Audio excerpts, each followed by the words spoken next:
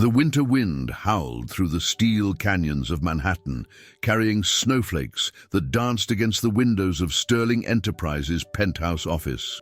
Inside, Maxwell Sterling III stood watching the city below, his reflection in the glass as cold as the December air outside.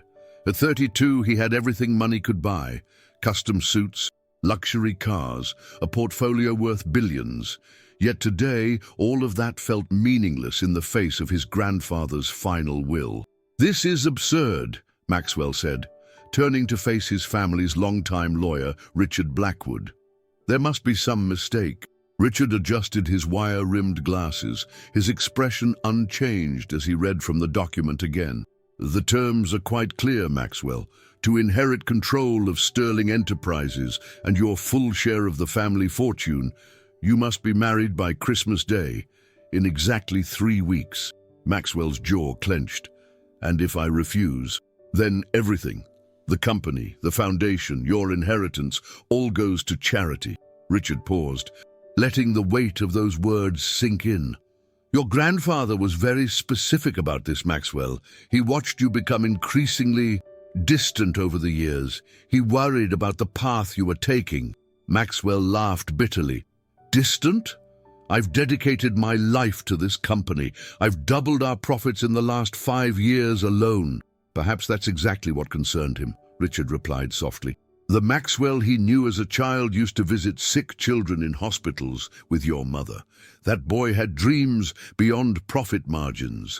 The mention of his mother sent a sharp pain through Maxwell's chest. She had passed away when he was 12, and with her went much of the family's warmth.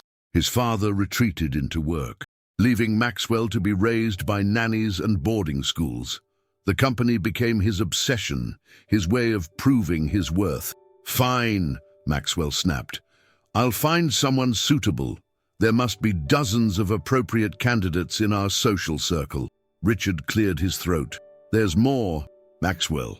Your grandfather added a specific condition about who you can marry." Maxwell's eyes narrowed. "What condition?" "The person you marry must be someone who works in service of others. A teacher, social worker, nurse, or similar profession. Someone who, in your grandfather's words, understands the value of compassion over commerce." The silence that followed was deafening. Maxwell's hands gripped the edge of his desk until his knuckles turned white. "He's trying to control me from beyond the grave." "He's trying to save you," Richard corrected gently. "Your grandfather saw how the pursuit of wealth was isolating you, turning you into someone he didn't recognize. This is his last attempt to help you find balance." Maxwell walked to the bar cart in the corner of his office and poured himself 2 fingers of scotch. The amber liquid caught the light as he swirled it in the crystal glass. 3 weeks to find and marry someone from a completely different world. "It's impossible." "Not impossible," Richard said, pulling out another document. "I took the liberty of making some inquiries. There's a nurse at Mount Sinai Hospital, Sarah Mitchell. She's 28, single, and by all accounts exceptional at her job in the pediatric ward." Maxwell's eyebrow arched. "You've already been matchmaking." "Consider it due diligence. I've arranged for you to meet her tomorrow. She thinks it's about a potential donation to the children's ward." Richard stood, gathering his papers. "Don't dismiss this opportunity, Maxwell. Sometimes the things we think we don't want are exactly what we need." After Richard left, Maxwell stood at the window again, watching the snow fall over the city. His empire stretched out before him, the buildings bearing his family's name, the legacy he'd fought so hard to protect. Could he really let it all slip away because of his grandfather's romantic notions about compassion and service? His phone buzzed with a message. It was from his sister, Elizabeth. "Heard about Grandpa's will. Don't mess this up, Max. Maybe he knew what he was doing." Maxwell finished his scotch in one burning swallow. Tomorrow he would meet this nurse, this Sarah Mitchell. He'd find a way to convince her to marry him, a business arrangement. Nothing more. 3 weeks of marriage would satisfy the will's requirements, and then they could go their separate ways with a generous settlement. What he didn't know was that Sarah Mitchell was about to challenge everything he thought he knew about value, worth, and the true meaning of wealth. As the snow continued to fall over Manhattan, destiny was already in motion, setting the stage for a Christmas season that would change not just Maxwell Sterling's life, but the lives of countless others caught in the wake of his grandfather's final wish. The next morning dawned clear and cold. Maxwell's driver navigated through the busy streets toward Mount Sinai Hospital. In the back seat, Maxwell reviewed Sarah Mitchell's file one more time. Her credentials were impressive: graduated top of her class, multiple commendations for patient care, and glowing references from colleagues. Yet something else caught his eye. She consistently worked extra shifts, often staying long after her official hours, but lived in a modest apartment in Queens. What he couldn't know was that Sarah's overtime pay wasn't going toward a savings account or luxury purchases. Every extra dollar she earned had a special purpose, one that would soon collide with Maxwell Sterling's carefully ordered world in ways neither of them could imagine. This story is about to reveal a Christmas miracle that will touch your heart. Keep watching to discover how love can transform even the coldest of hearts. Don't forget to subscribe. This journey is just beginning. Mount Sinai Hospital's pediatric ward was a world away from Sterling Enterprises' sterile corporate offices. The walls were painted with cheerful murals of woodland creatures, and the sound of children's laughter occasionally broke through the usual hospital buzz. Maxwell Sterling III felt immediately out of place, his Italian leather shoes clicking against the linoleum floors as he followed a nurse to the ward's main station. "Miss Mitchell will be with you shortly," the nurse said. "She's just finishing up with a patient." Maxwell checked his Patek Philippe watch, already 10 minutes past their scheduled meeting time. In his world, such tardiness would be unacceptable. He was about to comment when he heard a child's delighted giggle coming from one of the rooms. Curious, despite himself, he peered through the doorway. A young nurse with auburn hair was sitting beside a small boy's bed, performing what appeared to be an elaborate puppet show with medical gloves blown up into balloon animals. The child, who couldn't have been more than 6, was completely enchanted. "And then," the nurse was saying in a voice filled with warmth, "Sir Gloverlot realized that being brave doesn't mean never being scared. It means doing what's right, even when you are scared." She made one of the glove balloons bow dramatically, drawing another giggle from the boy. "Like getting my medicine?" the child asked, his smile revealing missing front teeth. "Exactly like that, Tommy," she responded, gently ruffling his hair. "And you've been so brave this week. I think you've earned an extra story at bedtime tonight." Maxwell watched as she tucked the blanket around the boy, checking his IV line with practiced efficiency, even as she maintained the playful atmosphere. It was a remarkable balance of professional care and genuine compassion. "Mr. Sterling?" A voice behind him made him turn. An older nurse stood there with a knowing smile. "I see you found Sarah Mitchell already." Maxwell looked back at the young nurse, reassessing her. This was Sarah Mitchell. He'd expected someone more conventional. Instead, she was a study in contradictions. Her scrubs were well worn but immaculately clean. Her hair was pulled back in a practical braid, but wisps of auburn caught the light like copper wire. She moved with a grace that seemed at odds with the institutional setting. Sarah noticed them and said something quietly to Tommy before standing and making her way to the door. Up close, her eyes were a striking shade of green, clear and direct as they met Maxwell's. "Mr. Sterling, I apologize for the delay," she said, extending her hand.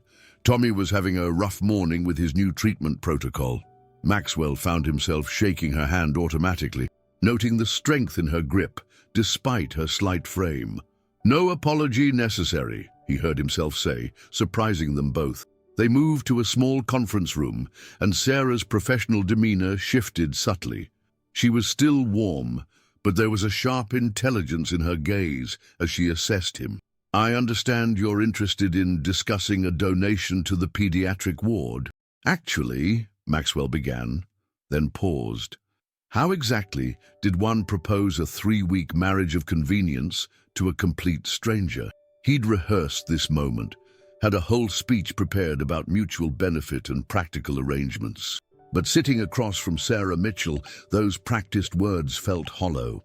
"Actually," he tried again, "I have a rather unusual proposition for you." Sarah's expression didn't change, but something in her posture shifted slightly. "Go on."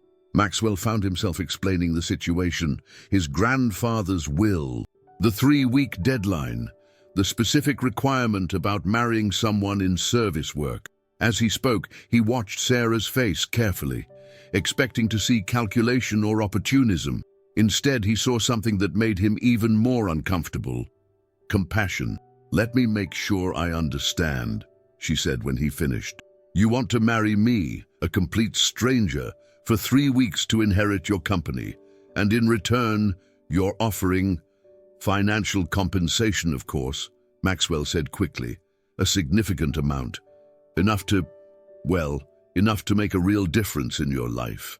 He named a figure that made most people's eyes widen. Sarah didn't even blink. Instead, she stood and walked to the window, looking out at the hospital's courtyard. "Mr. Sterling, do you know what I see every day in this ward?" The question caught him off guard. "Children who are ill, I suppose." "I see courage," she corrected him. "I see children fighting battles that would bring most adults to their knees, and doing it with smiles on their faces. I see parents who would trade everything they own for one day of health for their child." She turned back to face him. "I see what really matters, and I can tell you with absolute certainty that it isn't money." Maxwell felt a flash of irritation. "That's a lovely sentiment, Miss Mitchell, but let's be practical. Everyone has a price." "Do they?" Sarah's voice was quiet but firm. "Tell me, Mr. Sterling, what's the price of Tommy's laugh when he forgets he's sick for a moment? What's the value of holding a mother's hand when she receives good news about her daughter's treatment? Some things can't be bought." Before Maxwell could respond, Sarah's pager beeped. She checked it and her expression changed. "I have to go. One of my patients needs me. But since you've been honest with me, I'll be honest with you." She walked to the door, then paused. "I'll consider your proposal, but not for the money. I need to know more about you first, and I have conditions of my own." "Conditions?" Maxwell asked, thrown off balance by this unexpected response. "Yes, if you're serious about this, meet me tomorrow at 7 p.m. at Children's Hope House in Queens. It's a place I volunteer. Come alone. Dress casually and be prepared to work." With that, she was gone, leaving Maxwell staring at the empty doorway. As he rode the elevator down to his waiting car, Maxwell's mind was spinning. This wasn't how the conversation was supposed to go. Sarah Mitchell was nothing like he'd expected, and her response had thrown his carefully laid plans into disarray. He pulled out his phone to have his assistant research Children's Hope House, but then stopped himself. Sarah had said to come alone. What he didn't know, couldn't know, was that his world was about to be turned upside down. Children's Hope House held secrets that would challenge everything Maxwell Sterling thought he understood about wealth, worth, and the true meaning of Christmas. And Sarah Mitchell's conditions were just the beginning of a journey that would force him to confront not just his prejudices, but the very foundations of who he had become. Will Sarah accept Maxwell's unusual proposal?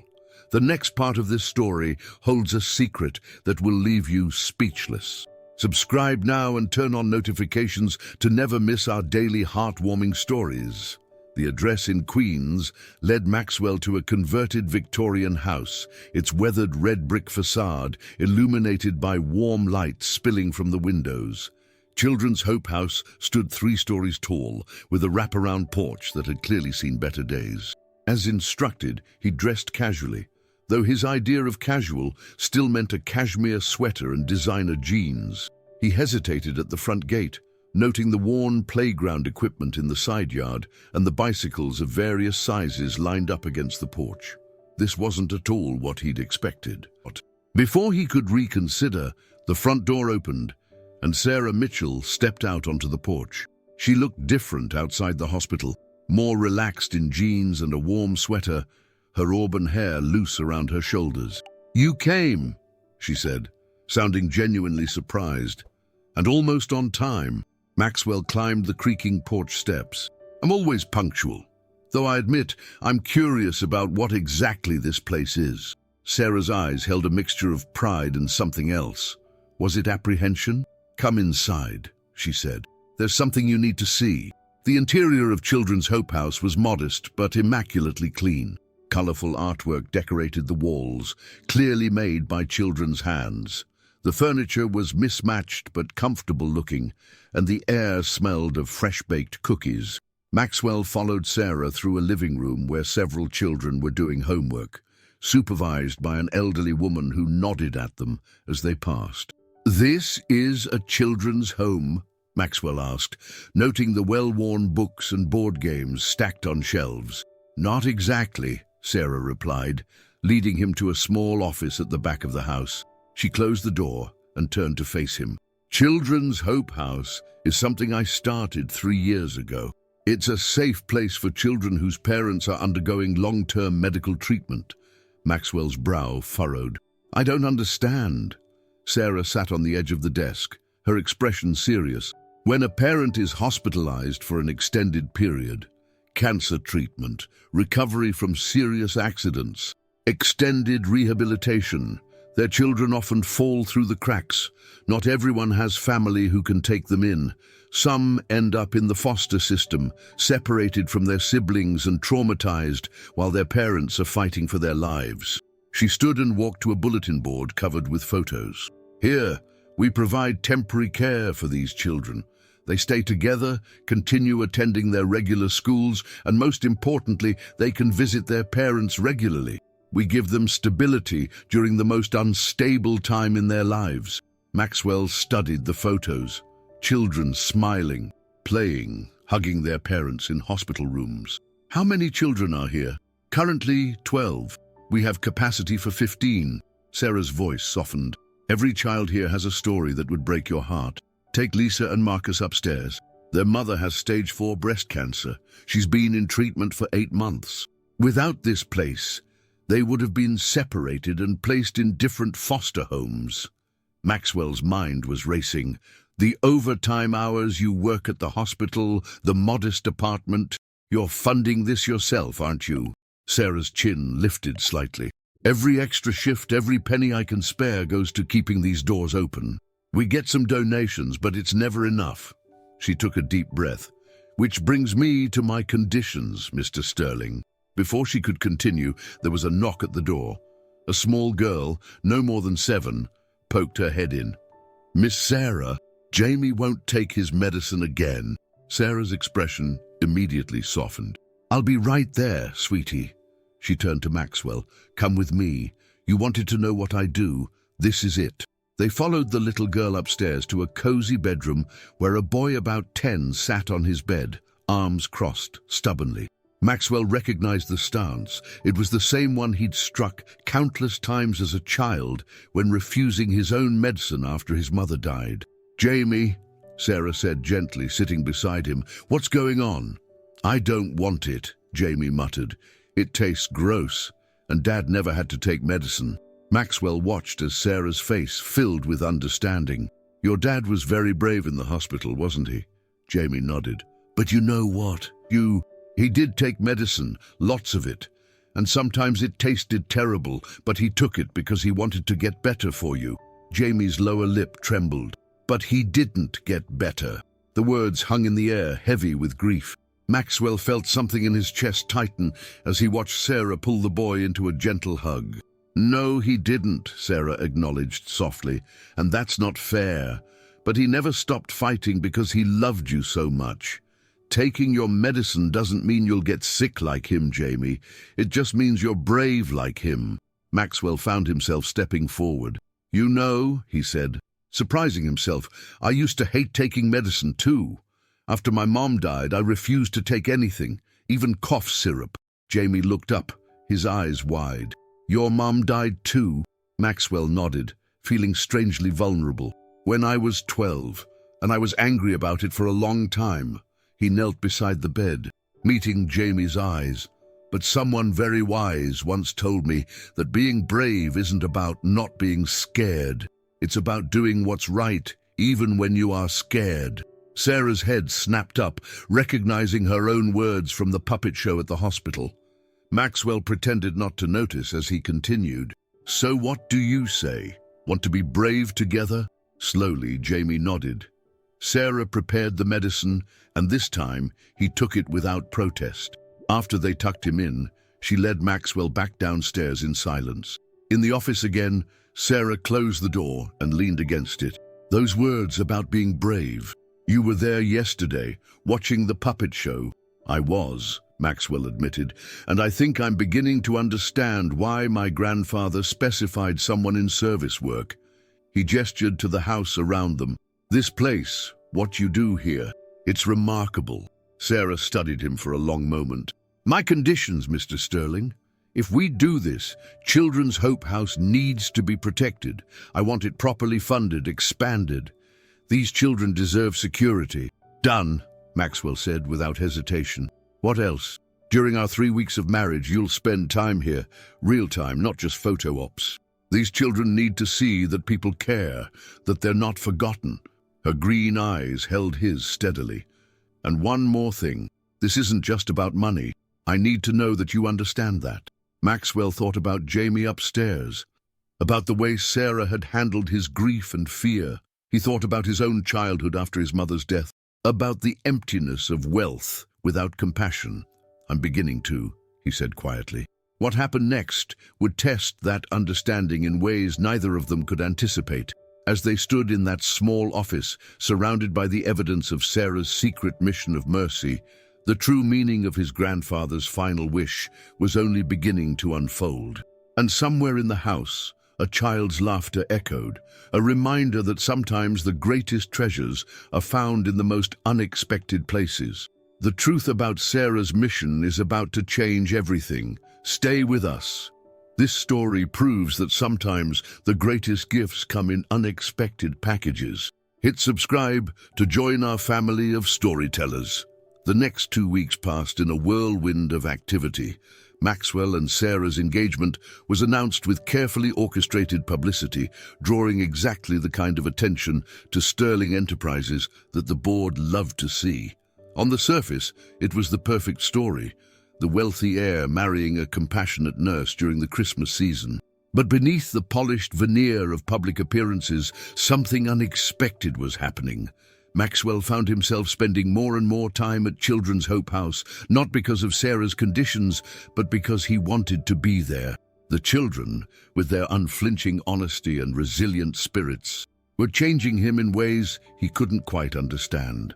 One evening, he sat on the floor helping 10-year-old Marcus with his math homework, while Lisa, Marcus's little sister, braided friendship bracelets nearby.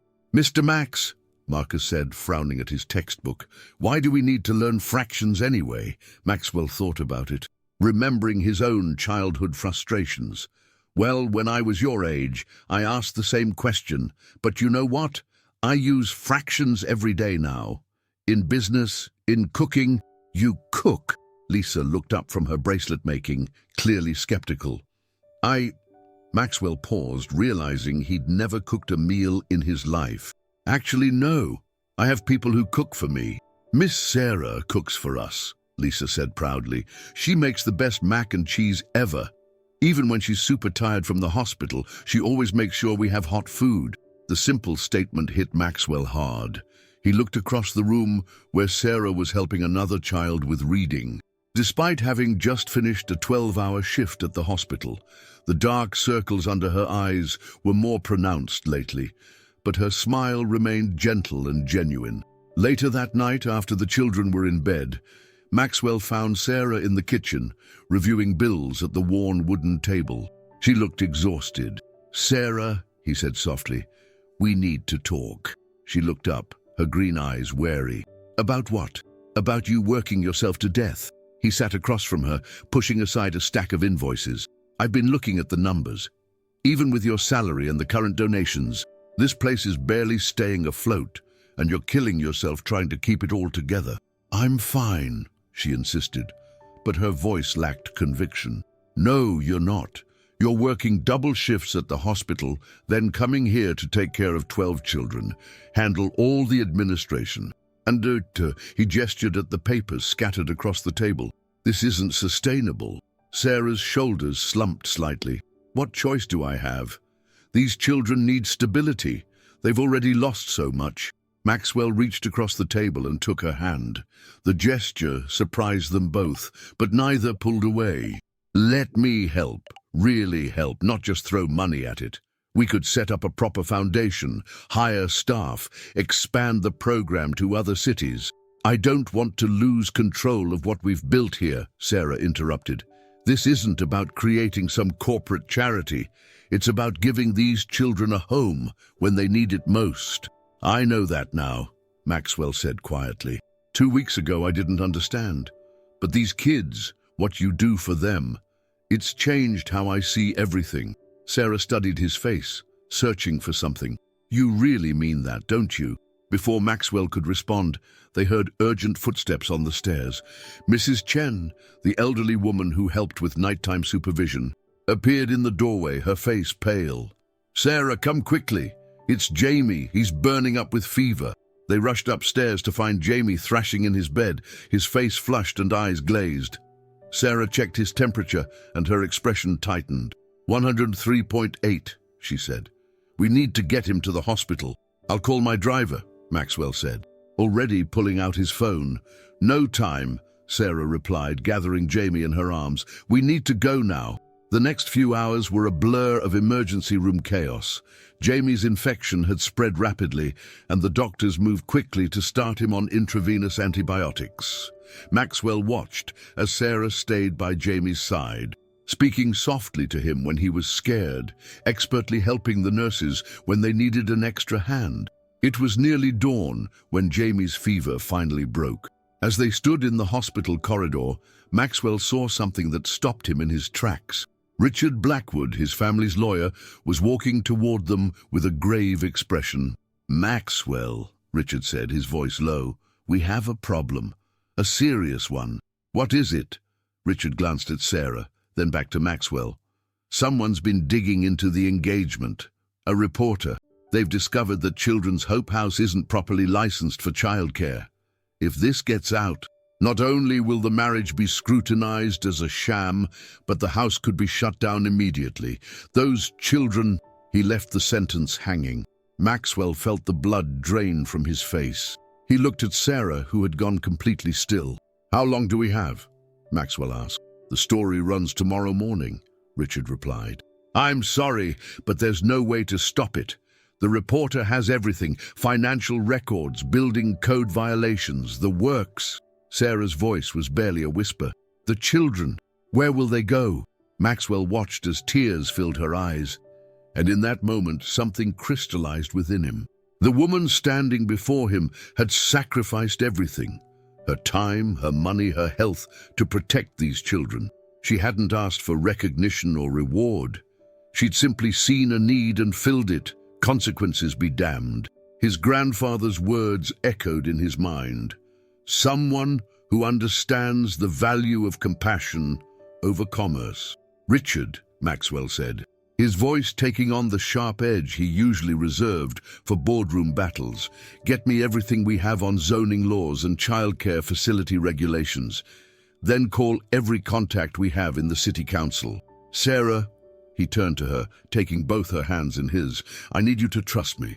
We have 12 hours to save Children's Hope House, and I swear to you we're going to do it. What he didn't say, couldn't say yet, was that somewhere between homework help and midnight fevers, between Sarah's exhausted smile and Jamie's brave battle with medicine, he'd fallen in love with not just the house and its mission, but with the remarkable woman who'd created it all. As the sun rose over the city, Maxwell Sterling III prepared for the fight of his life. Not for his inheritance or his company's reputation, but for something far more precious. A house full of hope and the woman who taught him the true meaning of wealth. With everything at stake, will love triumph over adversity? The ending will bring tears to your eyes. Subscribe now and be part of our growing community of hope. The pre-dawn hours at Sterling Enterprises hummed with urgent activity. Maxwell had transformed the executive floor into a command center, with lawyers and city planning experts working frantically to find a solution. Sarah sat in a corner of his office, still wearing her clothes from the hospital, her face drawn with worry as she made calls to the children's parents. "The zoning commission meets in 3 hours," Richard announced, spreading documents across Maxwell's desk. "We can request an emergency hearing, but even with your influence, getting an immediate variance will be nearly impossible." Maxwell loosened his tie, scanning the papers. "What about temporary emergency housing classification, given that most of our residents are there due to medical hardship?" "Already tried," one of the lawyers cut in. "We'd need documented approval from Child Services, and their offices don't open until 9. Sarah's voice cut through the discussion. "The reporter's story goes live in 2 hours. Once it breaks, Child Services will have no choice but to intervene." Her voice cracked slightly. "Those children will be traumatized all over again." Maxwell watched her, seeing the weight of responsibility crushing her shoulders. Suddenly, something his grandfather once told him floated to the surface of his memory. "Sometimes, son, the answer isn't in changing the rules. It's in changing how you see the game." He straightened up. "Richard, get me the original deed to Children's Hope House. Sarah, I need the medical records showing parent relationships for all current residents." "Maxwell?" Sarah asked, confused. "Trust me," he said, their eyes meeting across the room.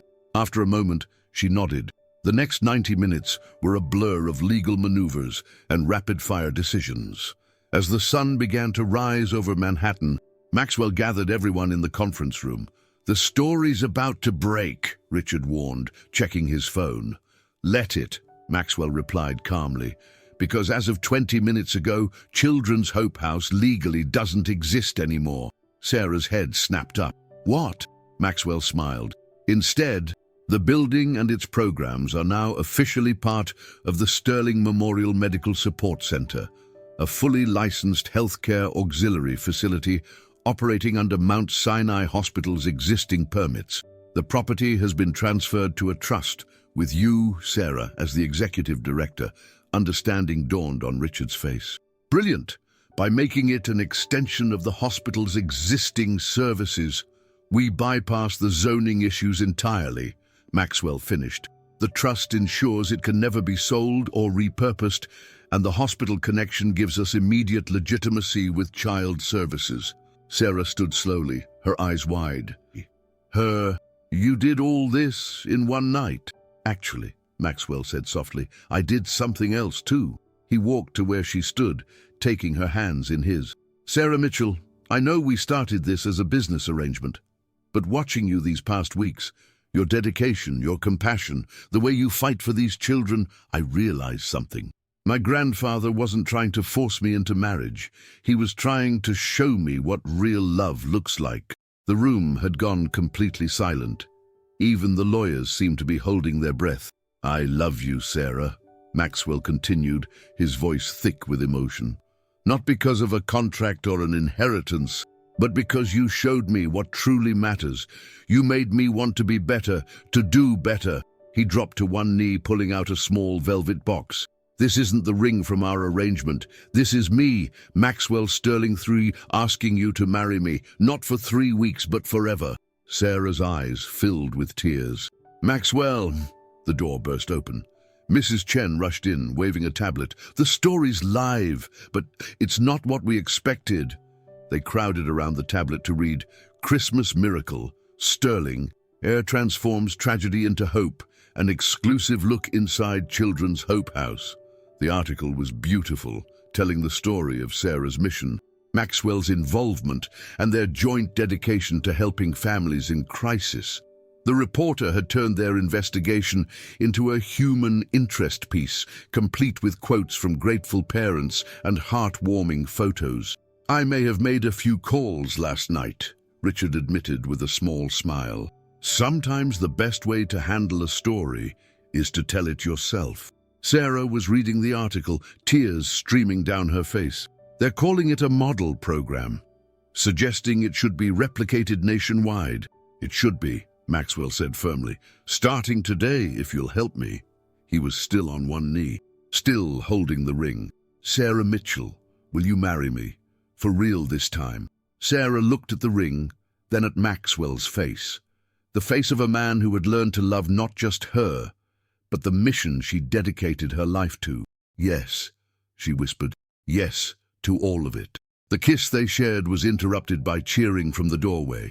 Somehow word had spread, and the children from Hope House had arrived with Mrs. Chen. They poured into the room, surrounding Sarah and Maxwell with hugs and excitement. "Does this mean Mr. Max is going to live with us now?" Lisa asked, her eyes bright with hope.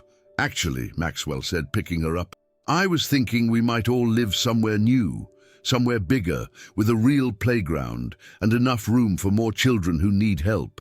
Jamie, fully recovered and grinning, tugged at Sarah's hand. "Can we still have your mac and cheese?" "Of course," Sarah laughed, wiping away happy tears. "Some things will never change." 3 days later, on Christmas Eve, Maxwell and Sarah were married in a simple ceremony at Children's Hope House. The children served as their wedding party, and the house was filled with laughter and love. As they exchanged vows, Maxwell looked at his bride and realized that his grandfather had given him the greatest gift possible: the chance to find not just love, but purpose. In the years that followed, the Sterling Memorial Medical Support Center expanded to cities across the country, helping thousands of families stay together during medical crises. But every Christmas Eve, Maxwell and Sarah could be found in the original Hope House, making mac and cheese with their ever-growing family of children, celebrating the season when love transformed not just 2 lives, but countless others. And in his office at Sterling Enterprises, Maxwell kept 2 framed items side by side: his grandfather's will that had started it all, and a slightly crooked friendship bracelet made by a little girl who'd helped him discover what truly made a man wealthy. But what would you do if you were Sarah? Would you have given Maxwell a chance to prove himself? Share your thoughts in the comments below. And here's another question that's been touching our viewers' hearts. What do you think made Maxwell change? Was it Sarah's dedication or the children's innocent love? If this story moved you, don't forget to hit like and subscribe. Your support keeps our channel going, allowing us to bring you touching stories every single day. And speaking of touching stories, see that video on the left? Trust me, you won't want to miss it. It's another journey that will make you believe in the power of love and second chances.